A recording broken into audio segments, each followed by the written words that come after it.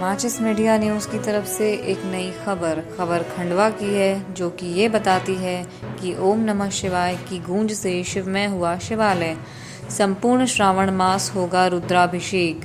किशोर नगर हनुमान वाटिका स्थिति श्री सिद्धेश्वर महादेव मंदिर द्वितीय श्रावण सोमवार को ओम नमः शिवाय मंत्र की गूंज से शिवमय हो गया।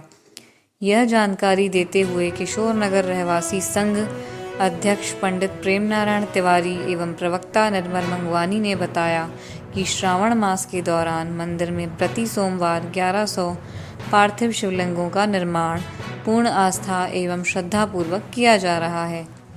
प्रतिदिन 6 से 7 बजे तक मंदिर पुजारी पंडित मनोज उपाध्याय एवं पंडित राम उपाध्याय द्वारा वैदिक मंत्रों के साथ रुद्राभिषेक पूजन किया जा रहा है।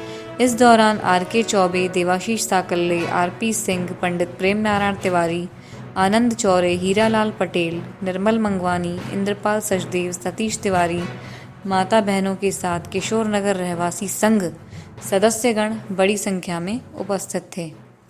तो ये थी आज की हमारी खबर अच्छी लगी तो लाइक कीजिए, शेयर कीजिए और सब्सक्राइब कीजिए।